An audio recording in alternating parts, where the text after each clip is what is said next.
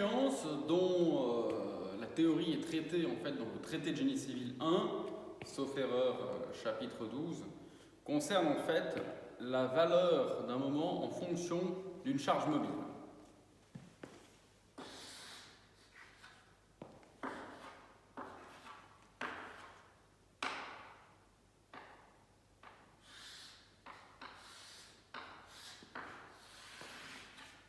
Je m'explique, donc lorsque l'on a un ouvrage de type pont, ce que l'on sait très bien calculer maintenant, c'est la valeur du moment de l'effort sous le poids propre, sous une charge répartie.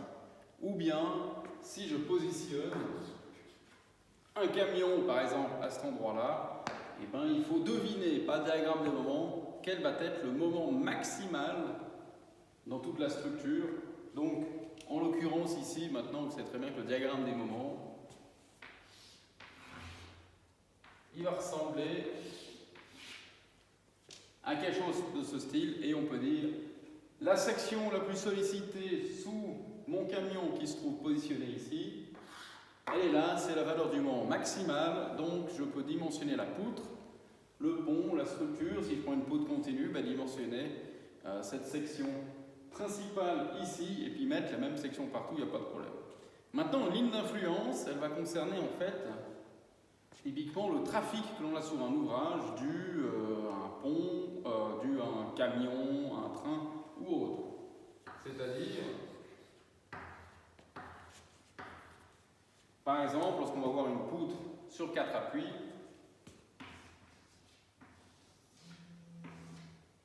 je vais avoir ce qu'on appelle une charge roulante, c'est-à-dire une charge mobile qui va se diriger sur l'ouvrage. Et là, ce qui nous intéresse, c'est de connaître quelle va être la ligne d'influence. Excusez-moi, il y a un téléphone. Et voilà.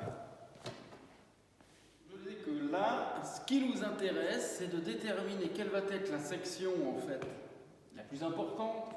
On peut imaginer que sur ce pont, la section la plus importante est soit sur appui.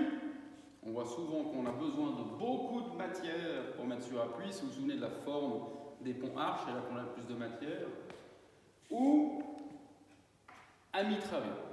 Et dans ce cas, on aimerait savoir, pour le point qui se trouve à mi-travé, quelle est la position de la force qui va donner le moment maximal. Et pour ceci, on a une méthode très utile qui est la méthode des lignes d'influence. Donc je vais faire une petite démonstration sur un cas simple d'une poutre à 2 appuis. Donc vous retrouverez dans le traité de génie civil 1, chapitre 12, figure 12.2, cette démonstration qui tient en fait en une page que l'on va faire à l'instant. Donc si l'on prend cette poutre, avec une charge de 1 par exemple, et que l'on aimerait connaître le moment que l'on a à mi-travé, c'est-à-dire le moment interne de la structure à cet endroit-là. Donc ceci est une poutre simple sur 2 appuis avec une rotule et un appui à rouleau, donc c'est donc un système qui est isostatique tout simplement. Le calcul du moment ici, donc vous savez qu'on peut déterminer les réactions d'appui, couper, réduire, etc. et puis trouver par la somme des moments égale 0, somme des f égale 0, etc. trouver l'heure du moment interne. Nous avons une autre méthode qui est la méthode des déplacements virtuels que vous trouvez dans le chapitre 11 du traité de génie civil 1 où on utilise les travaux internes et les travaux externes. C'est-à-dire que qu'est-ce qu'on fait? On va faire comme pour la méthode des forces, casser la structure et puis mettre l'inconnu en fait du problème qui est l'inconnu du moment. Donc je vais créer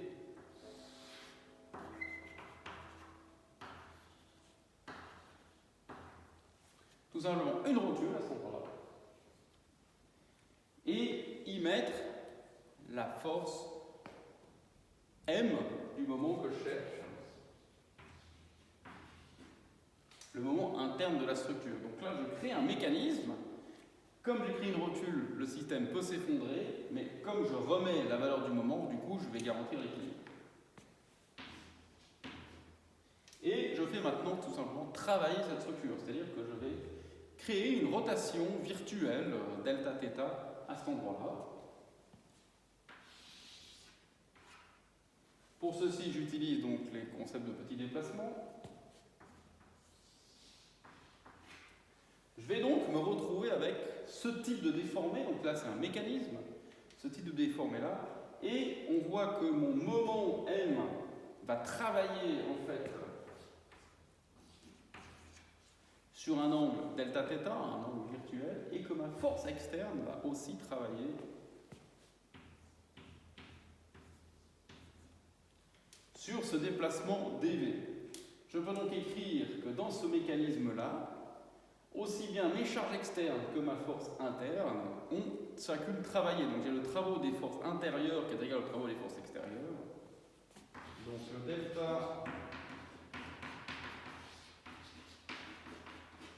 W intérieur est égal au delta W extérieur, ce qui veut dire que le 1 fois dV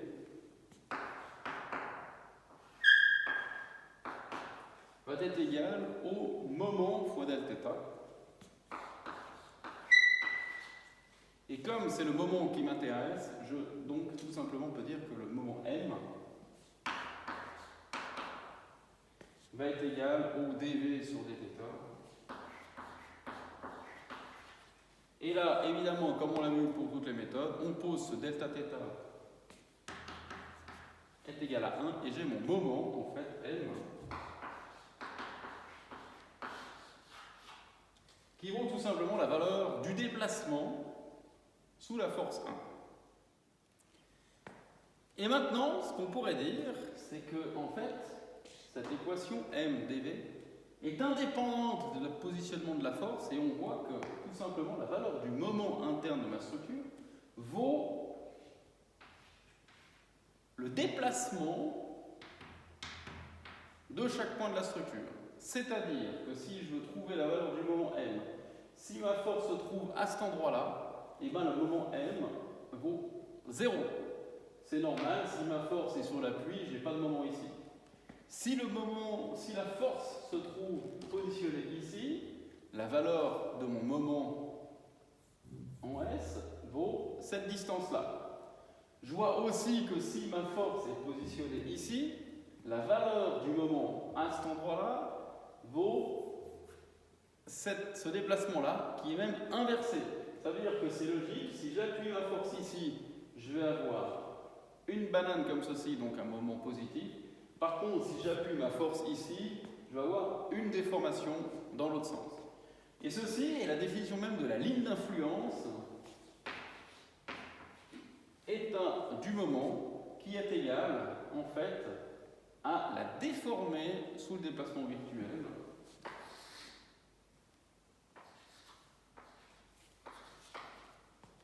C'est-à-dire que ma ligne d'influence vaut ce diagramme-là.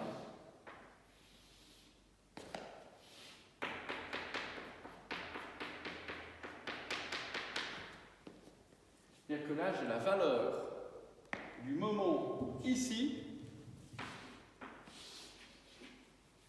qui est donnée par ce graphique-là. Ce graphique-là donne en fait, en fonction de la position, donc de la charge roulante que j'ai sur ma structure, la valeur du moment. Et on peut voir que le moment maximum correspond à cette valeur-là. Donc voilà pour la ligne d'influence du moment.